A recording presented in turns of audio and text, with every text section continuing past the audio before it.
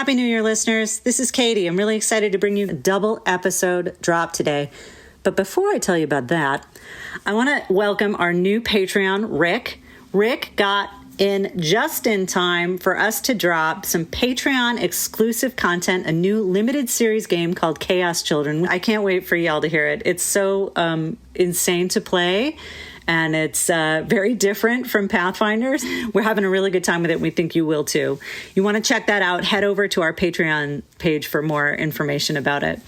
Now, about episodes 21 and 22, these two episodes represent a transition in our Act 1 storytelling. We're going from sort of recovery and dealing with disease and research and digging into more information about the island and where we are, into what is going to end up being a meat grinder that leads straight into the end game of Act 1.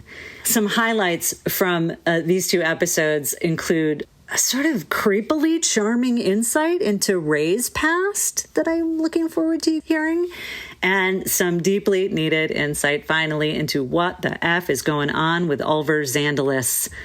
I can't wait for you to hear it. I bring you episodes 21 and 22, Recovery and Ritual.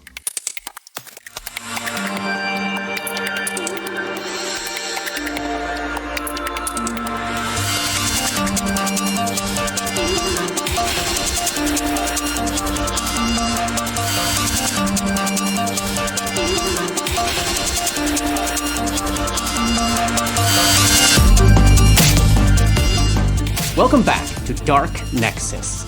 Tonight, it's Act 1, Chapter 21. It's the morning of the 30th of Lamashun, the month in the Galarian calendar named after the goddess Lamashtu, the chaotic evil deity of monsters, madness, and nightmares, very appropriate. Ooh.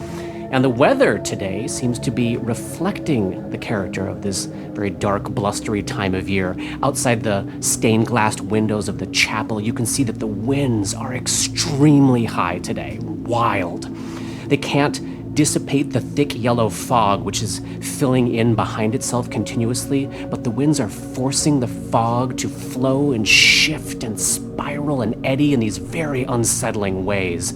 And the wind is changing direction continuously and seemingly instantaneously, like left, right, sometimes even shooting straight up from the ground. And it's all happening at speeds that strike all of you as incredibly dangerous. It's the start of day 7 of the campaign here. The party has been living like this for a week. The other survivors here in the chapel have been doing this for nearly 2 weeks now.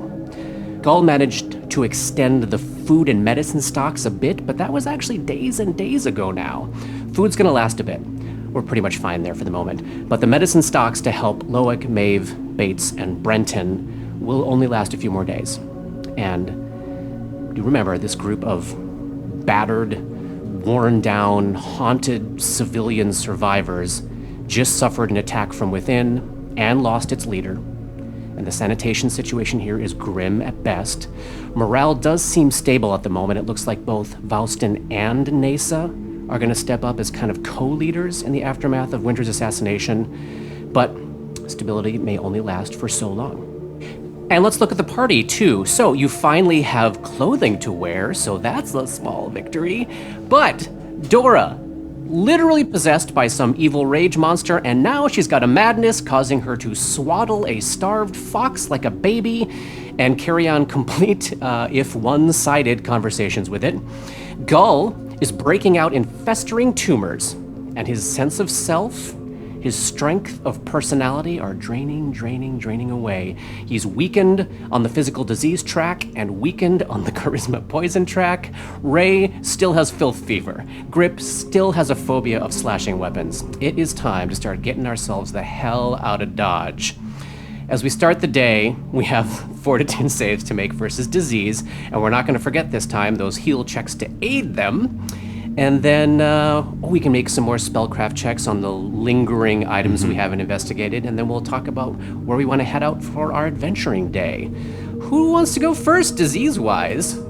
I do. Okay. Gull, wakes up and he takes out that little tiny steel mirror that he has, and he's looking at himself. Yeah. And seeing the tumors like bursting on it, I imagine them sort of like these pussy things and stuff. And he's looking at his face, and he's seeing his face, and he's remembering the fight with, I can't remember which doctor it was, where he went down and had the memory, the dream. Well, that one was Oath Day, wasn't it? Oath Day, yeah. Oh. And you went down in both fights. I went down. To be fair. I go down in fights a lot. First It's level. one of the things that I do. And remembering both that dream and also remembering seeing his own face in the large mirror and wondering if that was his real face. Yeah. And remembering the ragman saying, "I know your real name. Yes. Do you?" Yes. And so he's looking at himself, and like he is starting to not even really recognize himself. Yeah. He's just like, who even am I? is that? I don't even know. And so while he's doing, like, he's looking at the stuff, and he looks over and he sees Ray's bag, his sack of stuff, and without even sort of thinking about it, he just goes over and like picks up the healing kit and pulls it out and starts to kind of look at himself and starts to rummage through the healing kit, and he makes a healing kit check on himself like the trained physician that he is. Interesting. Oh, very cool. Go ahead and give me a heal check. This is DC 15 to treat disease. So this is going to be a -2 because I'm sickened, but a +2 because I've got the healing kit. And what's your heal bonus now at 3rd level? +8. Oh, that's great. But actually, before he takes the healing kit, he looks at it and he shakes his head, and he gets his extracts out, and he mixes an extract and drinks it. And he drinks something that's new to this campaign. He drinks a little extract called Tears to Wine. And this is a really cool extract. And what it does is it turns non-magical liquids, including spoiled, rotten, diseased, poisonous, or otherwise contaminated drinks, tears, seawater, and similar fluids into mead or wine. Creatures that drink the mead or wine become sharp-witted and clear-minded, gaining a +2 enhancement bonus on all intelligence and wisdom-based skill checks. That is sweet. This Like increases. ritual mead. This increases to +5 at caster level 9 and +10 at caster level What 15. a great extract. What's the duration on that? It is 10 minutes per level, Oh so my it'll last for 30 minutes. Is this trained physician thing, did that just come to him now, or have you like had that kind of cooking for a while? Johnny has, but when I heard the thing about Gulliver Vaticus being a physician and knowing all this stuff about psychotropic drugs and all this other stuff, I was like, oh, and this idea that he was the physician, I was like, oh, this is a fun thing to kind of like have just, and like I said, I think it's the sort of thing where he doesn't think about it, it just sort of happens. That's awesome. So let's roll Give it me and that see heal how check. I do. DC 15. DC 15, all right. We got a +10. Oh, and I rolled a 15. Nice. So, Yay. All right. Totally so +8. Now you're going to make your daily. But you drank that wine. So oh, that's isn't it true, +2? +10, so a 25. Fantastic. So now you'll make your daily save against the tumor infestation. You're going to get to roll twice, of course, because of your trait. And you'll get to add +4 to this fortitude save because of the effective use of the treat disease ability of the heal skill. And did the weakened and stuff, does any of that affect? Oh, yeah. yeah, the second, so, He's got a Disaster this is oh area. man. Yeah. So I have a -2 on this save because of sickened, but then a +4, so I get a +2 to this in addition to my save. Oh my gosh. All right, I get to roll twice. All right, I'll Yeah, roll. roll twice. Roll twice. See which one works better. Oh, come on. We have a whole new stock of action points now That's at true. 3rd level. Action points, different things. Shame points, I mean.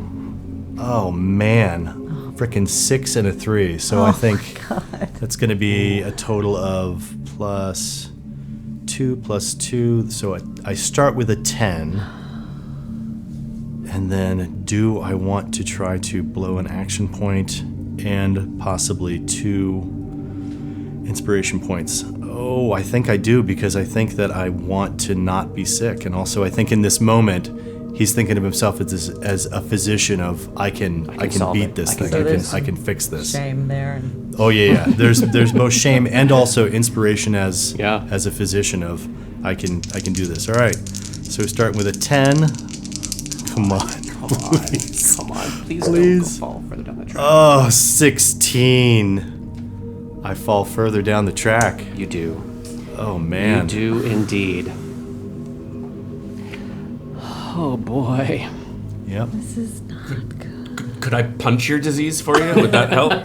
You can burst some pustules on his face, I think. But So he does that, and then he looks at himself in the mirror again, and he's like, "Wait, am I a doctor? Maybe I'm not a physician." oh, go. Okay, here we go.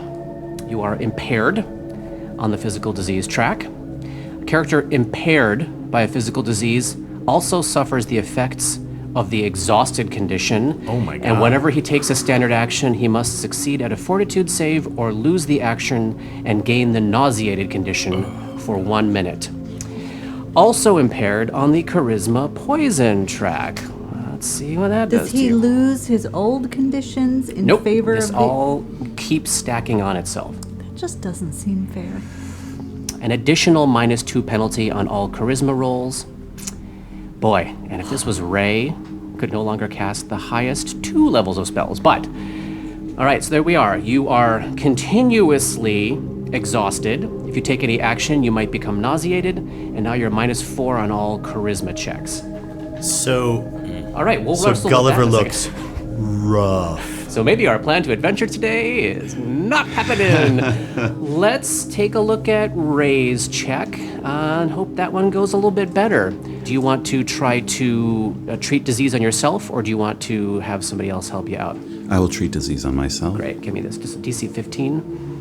And this is a straight heal check. Yep, And I can use my healing kit to add a plus. +2. Plus 2. Yep. Then I'm going to do that. Yes. Natural 20. Yes! Oh, nice. All right. So now you're going to make your fortitude save against filth fever. You get to add your +4 from this trait disease in addition to whatever else you got going on disease-wise, which is already pretty good, right? Yeah. Natural 10. Ray has been cured Yay. of filth fever. Gosh. For I've had it since the first day. for the first day, for 20-odd chapters. For but climbing now, on those corpses. Yeah. That'll learn you. Don't Never climb doing on the that corpses. again. I believe you got corpse juice in your mouth, is how it was I described. do recall that. All right, so Ray is healthy. That's wonderful news. Now we have got a terribly, terribly, terribly ill Gulliver. Do we have any? We don't have anything floating around that's going to help with this, right? We had the one I have remove some disease thunderstones. potion. Oh, thunderstones! Just start throwing weapons at him. that'll do him up real good. You can look at him. If you come up to him and go like, we want to go adventuring, he's gonna say, oh, yeah, of course. But he does not look Yeah. like he should be going anywhere. Dora's not going to say that, but Katie is wondering, is there any check to be made about how bad this could get? Like, what do we know about the disease that we could say, well, you know what, if we just hold up for another couple days, he'll be fine? Or, If you hold up for a couple of days, the best possible outcome is he gets back to where he was when we started today. yeah. Sickened and fatigued. If he pushes it and he falls further down, the worst possible outcome is death. Yeah. All right. Are we leaving I Gull in mean- bed today and taking care of him? I think we have to. Yeah, I mean, I don't know what else you do, right? I mean, I know we all wanted to adventure today, but But the fuck dice that. do what they do. Yeah. This is the like- story. Yeah. Gull is incredibly sick. Yeah. All right. Okay. So we're taking care of Gull today. We've got the survivors giving you the space in the chapel to do so. Gull obviously can't really do any of his downtime activities. Do you want to have Dora spend a day in the library as we're... Well, yes. Can Yes. she also do counseling with Tolman again? Oh, if we're taking in a whole other full day? Yeah. Yeah, we can do that. Oh, Johnny the player wants to ask, was there anything that we wanted to make checks on again that we were unable to make checks on since we now have a day where we're... Yeah, let's- because I think I could make a history check on Red Destiny.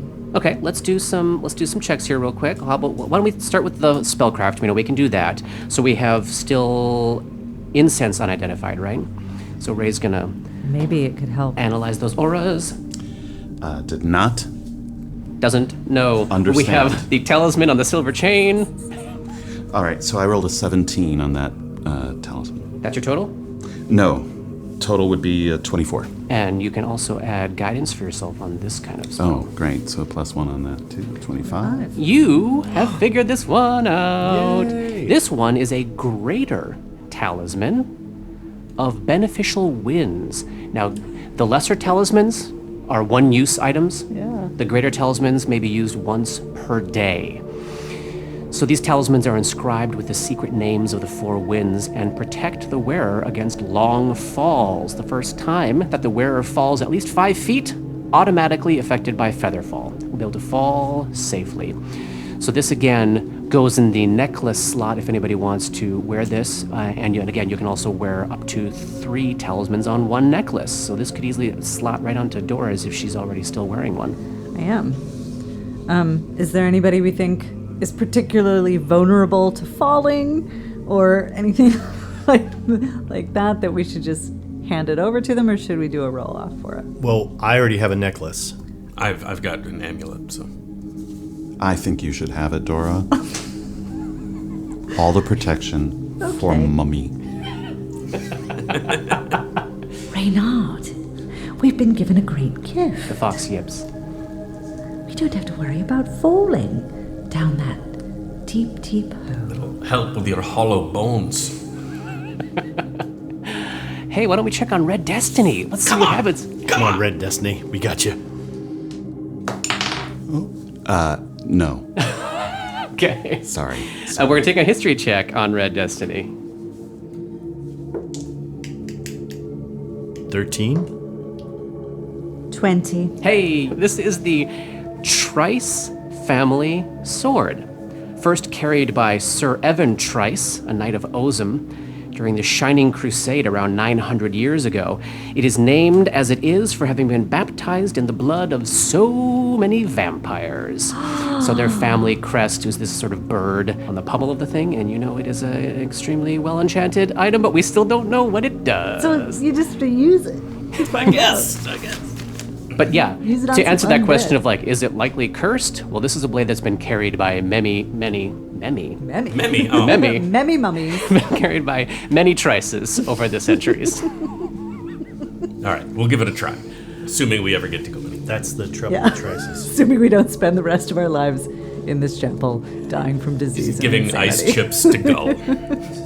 Gull would ask, do we have anything to write with and paper to write on? You do. Okay, Gull would, in his fevered, laying down, awful state, would be taking some time to write some stuff.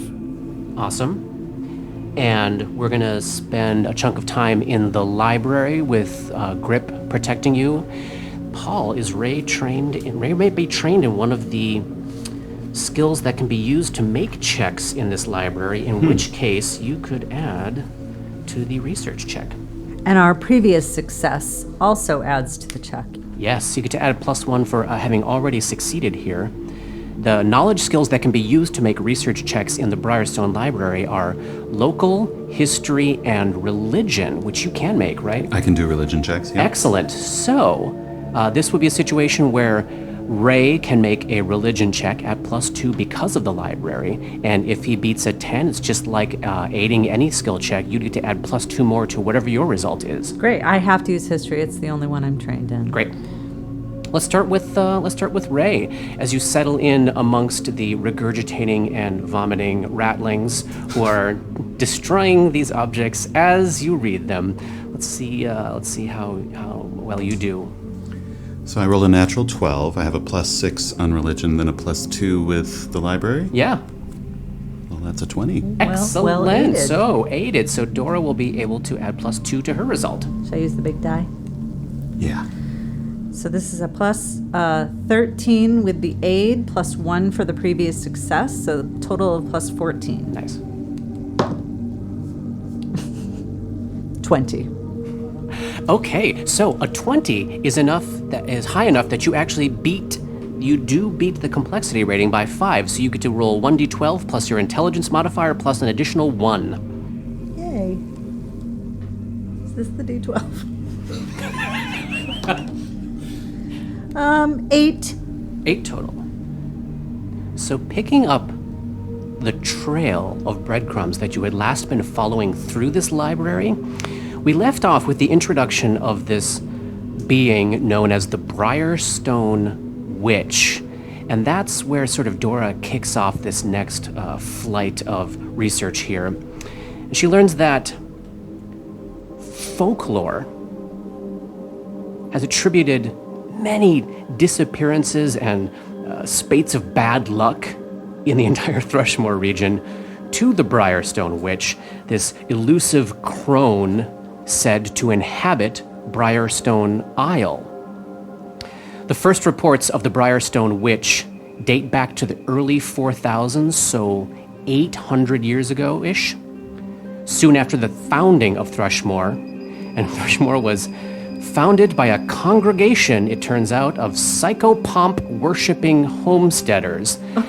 Give me a knowledge Raven planes lovers? check on psychopomps. 25. Psychopomps are these beings in the outer planes that act as the beings that help to ferry people from life to death. So these are the outsiders that take care of souls when they arrive in the boneyard, take them to their judgment for Pharasma, and then take them on their way to hell, heaven, the abyss. They're neutral beings. Are they connected to Pharasma, or are they just separate doing their own job, or are they like hers?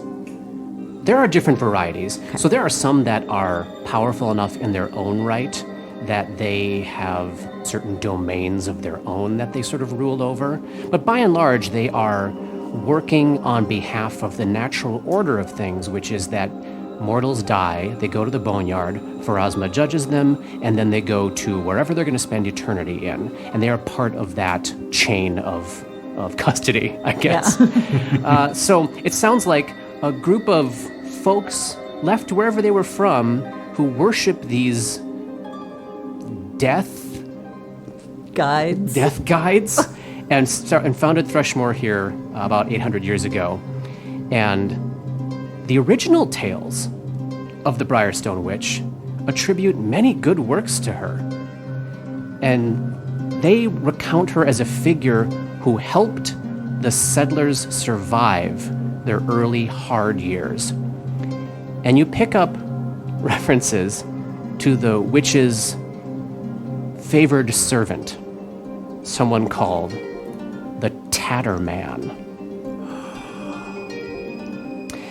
You keep going down this route, and you find out, some of these books are calling this folklore, some of these books are calling this legend. Nope, there actually was a woman. There was a Briarstone Witch. She was a Kelid interested in cults and occult knowledge, and she shared her esoteric knowledge with these early Thrushmoor settlers.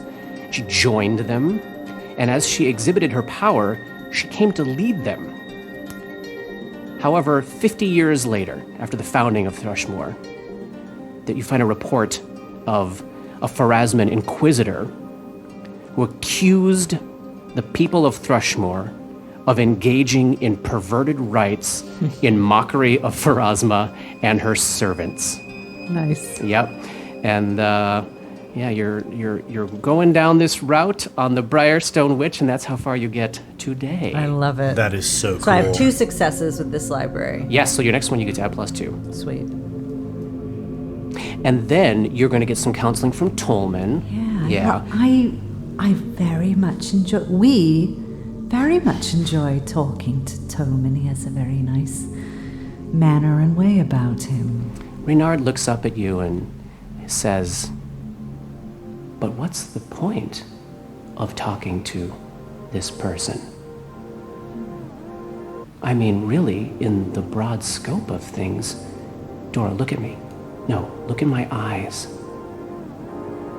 Anything he has to say is meaningless."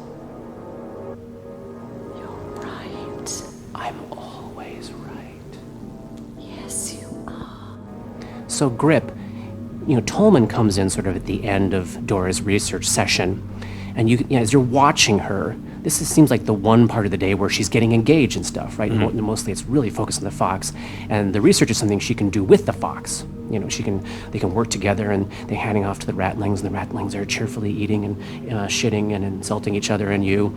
And then Tolman comes in, and probably obviously the fox does not speak. But you see Dora go into this reverie staring at the fox and not wanting to engage with Tolman as he's approaching. And Tolman's like, is this a bad time? Should I not come here now? No, I think this should be fine. Dora, are you not going to talk to Tolman today? There's no point. Well, why do you say that? Because there isn't. Well, Dora, if I may, there may be a point in talking about how little point there is in talking, right, Grip? Aye. That tracks, I suppose. I wonder. But what does it hurt just to talk to someone who might be able to offer you some comfort? Well, one doesn't want false hope. True, but if nothing matters, then nothing can possibly cause you harm. In the long run. Yes. Yes. Please. Here, let me take that book out of your hands. Right, and would you give this to the ratling? I don't want to get anywhere near it. Yes. Here, take this, you fucking filthy thing. His name is Ratch Mamby. Ratch Mamby. Yes. I remember him. I would like to speak about the pointlessness of existence. Please join us. I think that would be not conducive. So Grip sort of ushers Ratch away and gives him a few extra books. Bye. Tolman sits down with you. Oh my God! You mean Ratch Mamby is not going to do the counseling? No. Oh my God. I'm like, what kind of penalty would that provide? Let's see. DC 15 wisdom check. Yeah, go Tolman. All right. Wow. So you get to add 2 from him, and your charisma score My own charisma is 2, score? right? Yes. So we're down to 8. 8. Wow. Single digits. And then we've got that other lesser restoration scroll sitting around. You're gonna hang on to that, Ray, or you want to throw this into the mix here? Every little point counts. I'm willing to sacrifice everything for Dora, so Awesome. yes. You can go ahead and cast that on Dora at the end of this counseling session, and give me a 1d2. Let's see what she gets. And how do you roll a 1d2? Roll any die, even is 1, odd is 2. 4. Again, 1 more point. But she's down to 7. Thank you. You're welcome. Dora doesn't say that. Katie's saying thank you. Oh, you're welcome. Dora's- This says Paul, not Ray. Barely knows what's going on. I know that Gulliver is completely incapacitated, but is there any chance that he would be able to take all those pieces of bric-a-brac and stuff that he took from the different rooms and in his sickbed as he's lying there finally put together a toy alchemical torch for Bates? Day 7. The toy alchemical torch is completed. Imagining him sort of huddling back in that corner near where Loic is, where they have that little fire going there. And when it's ready and it's done, you want to call Bates in? Yeah. Yeah. Yes, Mr. Gull? Yeah, Bates, I know that Dora said that you were interested in my toys, and Well, yes, sir. you know, you and the other kids have been very helpful in terms of making my munitions, and Maeve likes to make weapons, it turns out. He looks a little haunted when he says that. well, yeah. Anyway, this is for you. And he hands him the fake alchemical torch. He takes it in his hands. It doesn't actually, explode, but you can pretend with it. But I can squeeze the trigger? Yeah.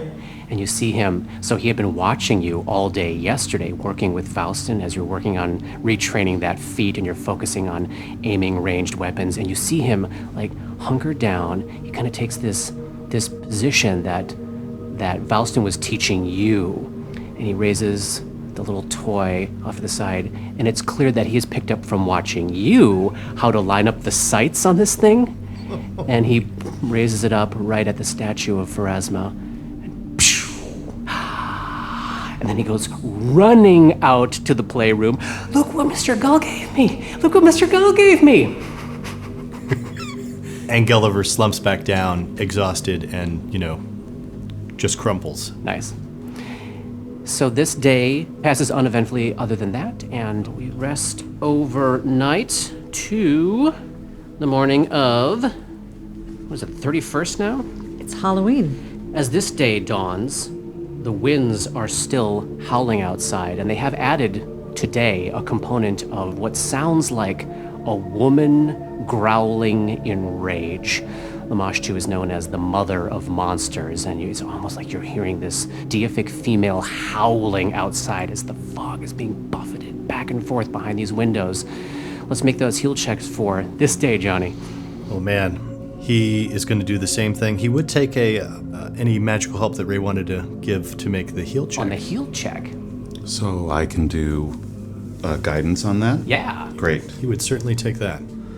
So this is going to be with the tears to wine, and this is going to be a plus 11. And I rolled a natural 1. Oh my god. Oh my god. But not an automatic Unbelievable. failure. No, not an automatic failure on a skill check. So total it up. So that's a 12, and he's going to blow another 2 inspiration points to see what that gets him. That's a plus another 3, so that's... So you got the 15. So I got the 15. Great. All right, so you get to add the plus 4 to your fortitude saves now. Oh my gosh. I forget your inspiration points. Is that daily or per level? Daily. Yeah, I think Daily. Oh god. Wow. Oh my god. Okay, so now I get to roll twice and add plus 6 and then minus 2, so plus 4. Plus 4. Oh, come on. Come on. You can do it. An 8 and a 6? Are you fucking my kidding god. me? Okay, so that's a 12. And I'm going to do the same thing. I'm going to blow another 2 points of inspiration. And that's my final inspiration for the day. And I'm going to blow another action Half point. your action point's gone. Yeah, but I mean, Yeah. What are you gonna do? What the fuck else are you my gonna shame do? point, yeah. So I'm down to 4 shame points. Oh my god. Okay, come on. Please. And that is a 20. All right. One successful save Oh on... my Wow. god. So that means he doesn't progress, Right. but he's still in the He's still bad in the shape same that place. he's in. Okay. Let's see. So this is the morning of the 31st that happens. Okay. So we still are good. We're good on food. We're good on medicine still until the 2nd. And So I'm still exactly where you're I still was. I haven't exactly where you were gotten yesterday. better. Oh my gosh. I know. I've got to do another one of We have these to do tomorrow. another whole day. But it's not harder. It's not harder, which is the nice thing. All right, one more nightmarish, long, endless day is passing here in the chapel. Do you think that I would be able to try to, since I have a whole day, to try to train? Or you're like, no, it's a standard action. Everything makes you sick, and probably not. Yeah, if you take a standard action, you get nauseated. I certainly believe that he would try, and he would not be able to get 8 hours of continuous training, right? He'll probably get some of it in. I would probably just know that there's nothing I can do, and I just have to rest. Yep. One more day of research? Absolutely. May I make another spell check on that sword? Yes.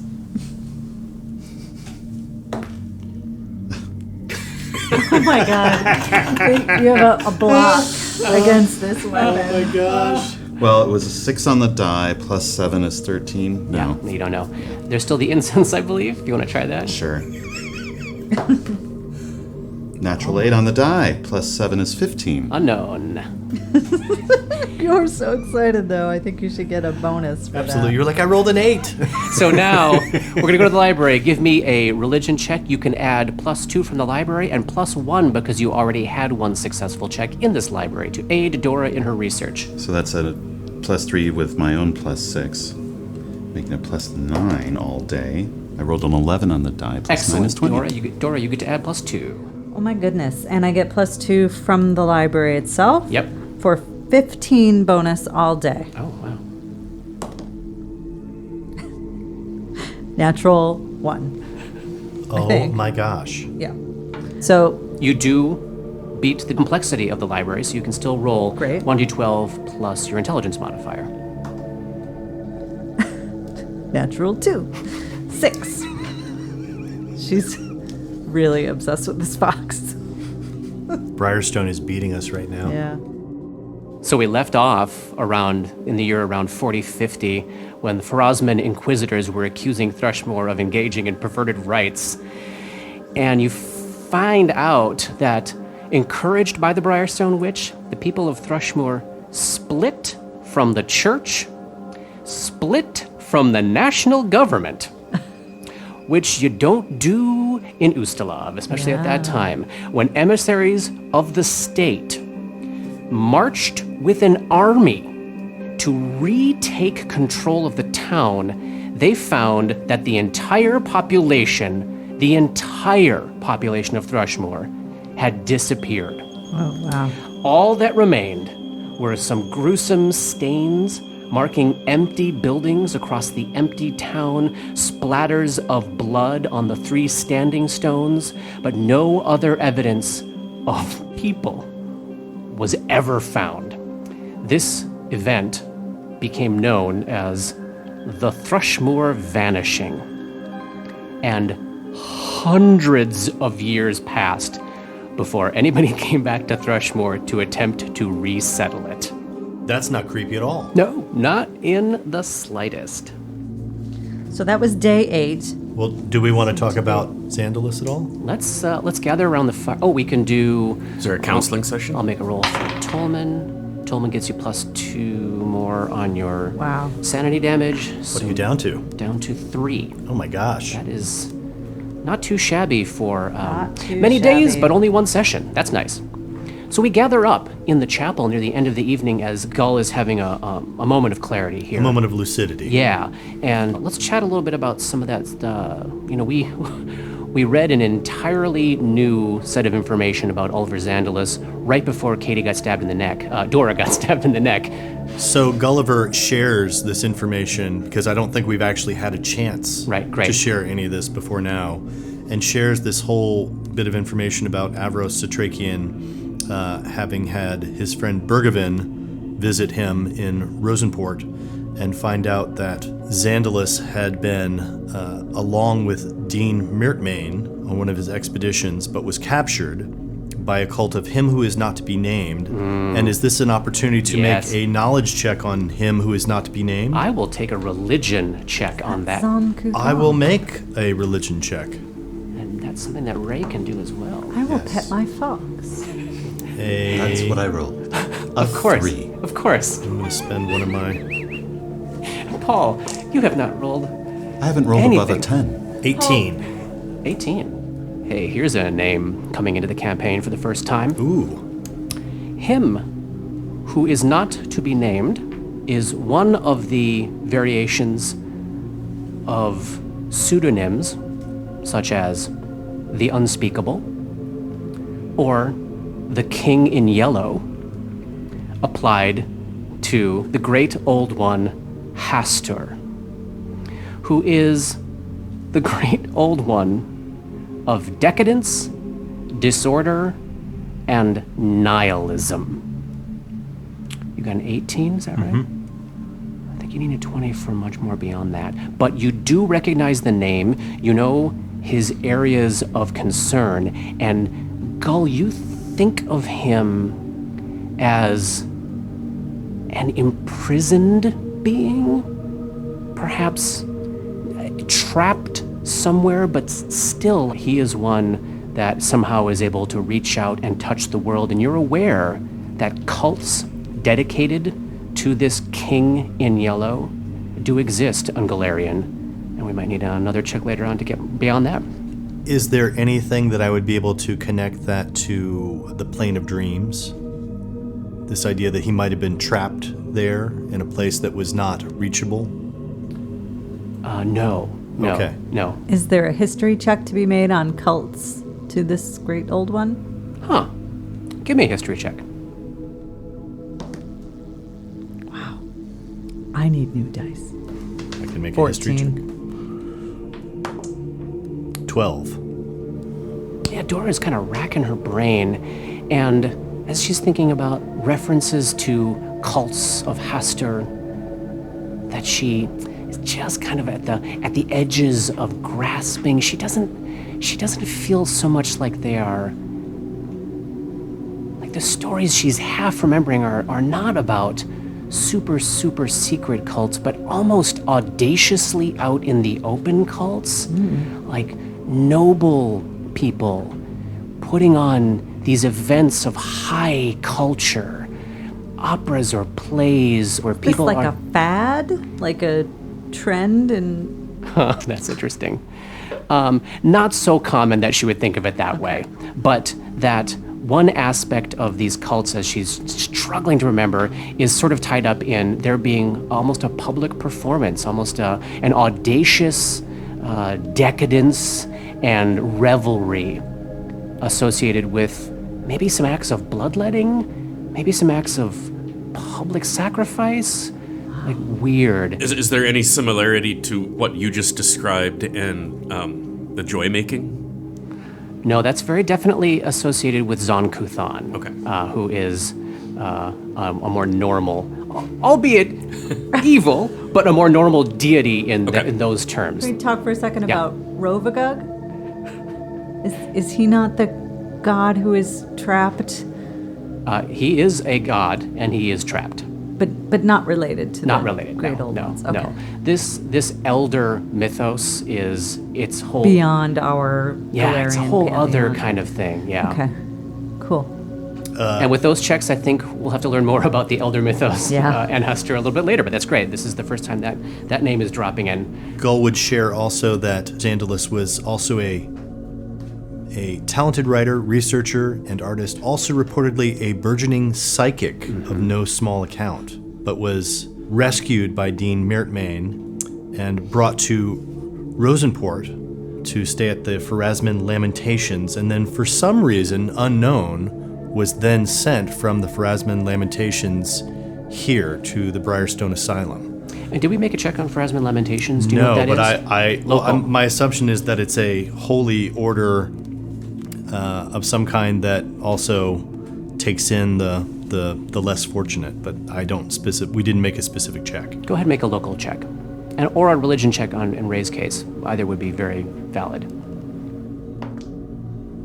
Oh, man, God, your faces when you roll these die. I mean, I'm literally I haven't rolled anything like over like a 4, or it's like everything has just You're been due garbage. to be disease-free soon. My -2, that is a total of an 11. Yeah. And I have a 16. 16, great. It is the name of, kind of like you were thinking, Johnny, a religious hospice that serves beggars, homeless, other unfortunates, and takes care of them. And it's a name applied to kind of the wing of the Pharasman Church. Usually has a building in every town that's dedicated to serving the public that way, and they just call those the Pharasman Lamentations. So this happened to be that particular operation in Rosenport. It would tell you that if Xandalus was sent there, that he had no family or nobody, there was nobody to take care of him. That he essentially kind of became a ward of the church after returning from being tortured and forced to participate in vile rituals dedicated to the great old one, Hastur, the King in Yellow. Exposed to hallucinogens. Exposed to hallucinogens, yes. So, in thinking about all this, especially over the past couple days while he's been in this sort of like weird in and out of it, lucid, not having a sense of self, Yeah. he's been thinking about himself disappearing and who is he, and he's remembering the information that he got about Gulliver Vaticus being run out of Rosenport in the like mid 80s kind of thing, and going, wait a minute, that seems like that would be about the same time that Xandalus was transferred out of the Lamentations and moved to the Briarstone Asylum. So he wants to specifically try to think about, remember, make a knowledge local check of the Connecting date dots. And Yeah. also connecting, since these were sort of like the less fortunate that were picked up by the Pharasman Lamentations, would this have been hunting grounds for himself, for Gulliver Vaticus to do experiments on? Is it possible that Gulliver Vaticus knew Xandalus? I love it. Give me a local check. And as he's been thinking about this, he's like, wait a minute. And he takes a minute and he's gonna make Tears to Wine again. Yes. To try to like focus himself in Definitely. and think about all this and really Definitely. like make his brain hopefully work and see if we get anything. Oh, natural fucking 2. Oh my God. He can't. I think this is, if there is any connection, it's like his brain is literally moving away from it kind of thing. He can't remember anything. Yeah. But so this is a question that he Yeah. puts forth, and basically says, "Look, I remember some knowledge about Gulliver Vaticus, like the Gulliver Vaticus that I was. He did a lot of experiments on people and used different drugs to control their minds and change their perceptions, and a lot of them died. And I used to be in Rosenport, and then I had to leave there. And so I don't know. I could have had something to do with this. I don't know. But he wants to make sure that he shares that with everybody. Getting that out in the open. Yeah. And then the last thought that I had is thinking about this idea of identity and people's personality being taken out of one body and put into another.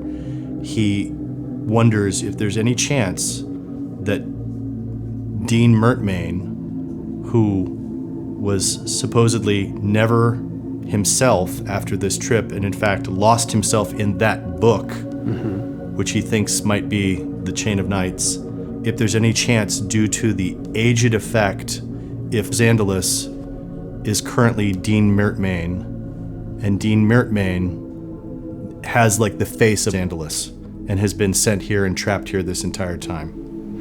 Interesting. I think with the checks that you've already made, you would know that Henri Mertmain was enough of a widely known public figure that had anything funky happened with him disappearing or changing personality, aside from slipping into some obsession perhaps with this book, that you would have possibly recalled that already. Okay. Yeah. Okay. But I love where the brain is taken you. Man. All right. What do we think is Xandalus' story here? Like, who do we think he is at this moment in time? Reynard, what do you think? The fox says, I don't think it matters who he is, because in the end, he's going to take care of both of us. Is he? Yes. Take care in the sense of... Slaughter, really, honestly, because, we are just meat. Dora? Dora? Yes? Did you learn anything of interest in the library? Dora shares everything she learned about Hastur and the Great. Briarstone Witch in the last couple of days. Great. But not with insight. No, it's just like Just these are reporting facts, some right? facts. Yeah. Do those blooded standing stones are they in any way similar to the standing stone that's supposedly on this island that Xandalus made a drawing of? I could take a history check on that at this point. So he will ask that question. Yeah, great. So Dory's going to jump in on that. 21? Mm-hmm. Hey, a 9, that's higher. It's still not anything. So I think Dora, in her removed, dispassionate way, probably fun for all of you to just watch, recalls like, oh yeah, I think everybody knows that there are these 3 standing stones in Thrushmoor, and there are 2 unfinished ones that bear very similar resemblance to them right on Briarstone Isle, kind of on the north the North Coast. Everybody knows that. Maybe she's telling this to Reynard or something. But you do specifically remember that there were 3 there, 2 here, and the 2 here you recall as being unfinished, like maybe at some point they started to be built or created or empowered or enchanted or whatever, and they were not finished. Okay. Which may explain why people were comfortable having this giant building taking care of ill people so close to them, because they seem to never have been completed. And they were also on a part of the island, as I think came up in one of these documents, on the part of the island that patients were not allowed to go see, Right. which again is super weird that Xandalus was apparently drawing them. Yeah, I think Dora thinks she has no concrete theory, but in her mind it makes sense that Xandalus is some kind of conduit between the world of dreams and here, and there is some sort of open connection. Mm-hmm. So when we see paint in the hallway, that is a piece of his dream, and the smells and the things are part of his dreams made reality here. Mm-hmm. That's her working theory based on all that we don't know. That's awesome. Grip doesn't make theories, Just as a general rule. but right now he's going a little fucking stir crazy. Oh, I bet. These last couple of days, it's just he's pacing back and forth, and as far as he's concerned, Xandalus is just the fuck that's keeping him trapped in this place. Yeah. And he's happy to help however he can, but he's starting to get a little antsy. And the push-ups aren't taking the edge off anymore. And the banter with the ratlings not doing it Fuck for those you. fucking ratlings. Do you feel like he and Den have had any new conversations? Yeah. I mean, maybe. I think he's. Where he's like, I think he tried. He's point tried of to view. talk to him. He's still, he doesn't want to egg Den on. Like he's and he's not in danger of punching anyone in this room in the face. But he's probably irritable. He's probably Itching to get out. Yeah. Just he hasn't hit anything in a long time, and Yeah. that's really that's when he's he's in his zone when he's fighting stuff, and so he's getting a little antsy. And you've been healed now. You've been feeling good for the past couple days. Yeah. Whereas Yeah. like Ray just got well, and I'm now like deep in it, and yeah. Oh, that's got to be rough. Let's do this. I was pretty rigid on the first day of rest about, I don't think there's time for psychometry because Dora would have, but Yeah, like we've let's do we've been very chill for a couple days here in terms of our adrenaline hasn't been spiking. We haven't been exposed to new horrors. I think there might be time to fit in. Here's a question, actually, and I'm sorry to interrupt, but Please do. So and we don't know. This is very meta. We don't know these numbers, but given that Dora's sanity damage has decreased so much, like, have we noticed any change in like her behavior towards the fox? Has there been like any kind of difference at all? Well, No? because Katie immediately was shaking her head. Yeah. No. No. I don't think. I think the way that we're looking at mechanically at Yeah. sanity, she has this madness. She can get down to 0. That doesn't take away this madness. The madness is the madness, and that's the relationship with the fox. So I introduced this idea that she's starting to hear the fox talk back. Let's think that maybe that first day that was happening a lot, where the conversations seemed particularly intense, as though there was an actual back and forth instead of, it's kind of started with like, oh, shh, and yes, I'll take care of this, and it turned into dialogue. Right. And maybe there was a lot of that at first, so maybe some of that has tapered off in frequency, but I think that might be it. That's what I had lost sight, or I'd kind of forgotten the mechanic of that, because it was the same with me. Like I Yeah. lost my sanity damage, I still have the phobia. It's So dormant. you still have the Still delusion. have the delusion. Yeah. Okay. Yeah. Ray, can I ask you, since you've been very quiet, sort of like, how are you feeling as you're watching, like, your mother figure is still like has descended into like this full-blown mental illness, and your not father figure, but this guy who says that he's your dad, is like lying here possibly at death's door, and you're the healer. I'm very frustrated that there's not much I can do. So that's why I'm going with Dora to the library, helping there. It seems to be the only thing I can do. Trying to heal right now or rolling all these checks is just I'm just not being useful. So I'm feeling antsy as well. Yeah. Like this weekend we're in a pattern right now. The medicine's running out. We're running out of time. What does that mean? Like when medicine runs out, what is the reality of that? All 3 of the kids have conditions that they're currently being medicated for. The loss of that medicine won't at first be a super big issue. Good thing we just gave Bates a gun. Right? Exactly. The immediate concern is probably Loic, whose detachment from reality is extreme enough that he might have to be bound. There might have to be some constraints and restraints, and that is something that nobody is particularly comfortable with. The idea of, because again, he seems so gentle and serene when he's in a good place, but So, but psychometry. Yeah, let's do one today. What do we have that anyone wants read? So we know we've got that spell book, we've got the formula book, we've got Ray's Morning Star, we've got the rapier, which I think Gull gave to Valston for the moment. Valston is holding right now. We got the 2 different wedding rings, the alchemical torch, the little sack of finger bones, and the amulet of natural armor that Gull is wearing is also radiating psychic significance. Yeah, Dora doesn't have any interest in performing psychometry on anything that she's carrying. Oh, nothing she's carrying. Okay. It just doesn't matter. What about red density? You are my density. Red density doesn't have a campaign-specific psychic significance attached to it.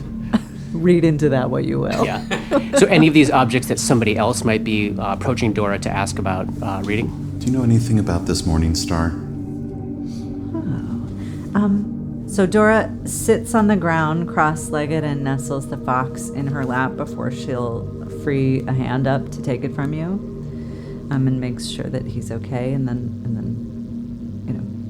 takes it. And she will close her eyes and do her thing. All right, so this is a perception check to decipher the visions that she's going to receive. And we've done different variations, but I am going to this is one that I will let you roll, because one of the reasons to make... we're rolling so great today. I know. One of the reasons that this might be a secret check is that there's an option for GMs to give you false information. Right. I just want to say for our table, we're only using...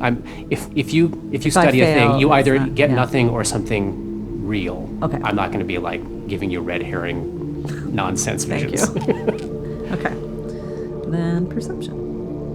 Can I use Burst of Insight? Yes, you may. So that gives me +8, so it's a +4 to the check. Great. 13. 26. Oh, wow. Nice. I switched dice. Nice. Okay.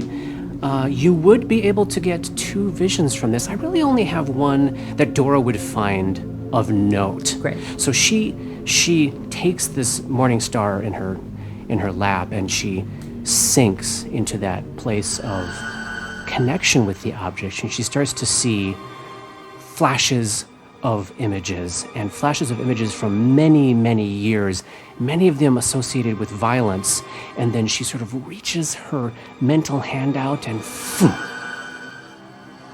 you see a man, a rich man, a powerful man, a happy man, walking through the streets of his hometown. He has a secret. Today is the best day of his life. Christoph Van Horten has always been a man of faith. His father brought him into the family traditions at a young age, and he's been devoted ever since. He attends services regularly. He tithes. He shows respect. He shows humility, in fact, which is not something he's accustomed to showing in the regular course of his highly entitled life. And after 40 years of faith and devotion, he's been given a sign of favor from the perfect one, the one who truly knows him, sees him, and understands him. Today, he advances to a level of communion with his deity that few are fortunate enough to attain, all in the name of beauty, of perfection, art and faith and life and devotion made one. Picture Matthew Modine in Dark Knight Rises, okay? Handsome, fit, patrician, a little bit kind of comfortable in his power, yet a little bit sniveling. You know what I mean? He's a stand-up guy, except when he's not. He's not perfect, but he doesn't know that. But he is ready to give everything to his church and to his faith. And that, he believes, makes up for whatever little imperfections he may possess, not that he does. His clothing is the finest of the fine, his hair is perfect, his teeth are perfect, his smile is infectious, it lights up the street. Today is the day, he thinks. He walks into the finest, the most exclusive club in the city. The staff all nod and greet him by name. Welcome, Master Van Horten. He smiles. He can't help himself. He even tips them. Why not? The package tucked under his arm has grown heavy. He's not accustomed to lugging that much weight around. He's a trading magnate, not a stevedore. But all this physical labor, this common physical labor, will be worth it. The pain, the burning ache in his arms, because he has the perfect gift to celebrate this, the best day of his life. He carries under his arms a weapon, a family heirloom from back when his ancestors actually fought in wars and swung steel. It's a morning star named Whoreflame. And no, not W-H-O-R-E, H-O-A-R, like hoarfrost. The practice, you see, unspoken but known, is that you make a gift to the priest or priestess overseeing the rites. The ceremony takes so much out of the celebrant. And even though they believe in it and love it, it drains them. It asks so much of them. Of course, it will ask a lot of him, too. But this is a sign of gratitude and respect.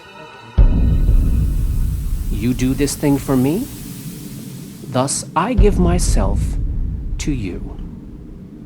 Again, this practice of making a fine gift to your celebrant is not spoken of, certainly not technically required, but it is never, never overlooked.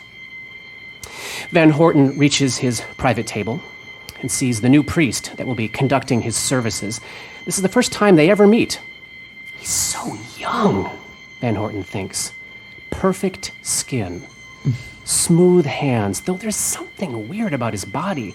His wrists are so skinny, his arms are weirdly long, his head's a little big. There's something odd about the way he's sitting. Van Horten's on the verge of some niggling doubts, but then he sees the fire in the young man's eyes, and he knows he's going to be in good hands. The young man says, "Welcome. Please be seated. Let us feast before the celebration begins." He brushes a tangle of black hair off his eyes. Before we do, Van Horten says, I have a token of my appreciation that I'd like to share. He lays the box on the table and gestures to it. Please. The young priest nods, opens the box. Inside, it's the morning star, but not banged to shit, not covered in blood, encrusted in gore. Old, solid, black, glowing ever so slightly pale gray. Licked, in fact, with silvery flame. Van Horten speaks. It's been in my family for centuries, I believe. The crafter's name is lost to time, and it's certainly seen some use, but beauty, in my view, at least, it isn't just about outward appearances. It's also about the perfect implement being perfectly used in a righteous cause. And my hope is that if you ever find yourself in need of the perfect implement to help you defend the flame of our faith against heretics, that you will see beauty within the magic of Whoreflame. The black-haired priest with the perfect skin licks his lips and says, "Thank you. With all my heart. Thank you." And he leans in close to Van Horten, licks his ear, and whispers, "For eternity." End of chapter 21. What? Oh God.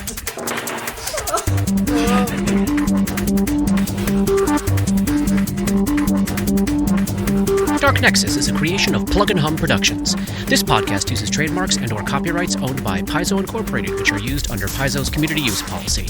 We are expressly prohibited from charging you to use or access this content. This podcast is not published, endorsed, or specifically approved by Paizo Inc. For more information about Paizo's community use policy, please visit paizo.com/communityuse. And for more information about Paizo and Paizo products, please visit paizo.com. That's PAIZO.com. Dark Nexus uses music and soundscapes by Sirenscape. Check them out at sirenscape.com. That's SYRINSCAPE.com. Opening and closing themes, along with additional music, composed by Rob Kauzlaric. Artwork for Dark Nexus is by Matt Wahlquist. Special thanks to Toy, without whose generosity this project would not have been possible. And thanks to DMCP, Richard and Ari, Paul and Shannon, Chris, Scotty, Jason, Jess, Joe, Chelsea, Matt, Dave, Darren, and everyone we've gamed with over the years for all the memories and inspiration. Fantastic. Did we level?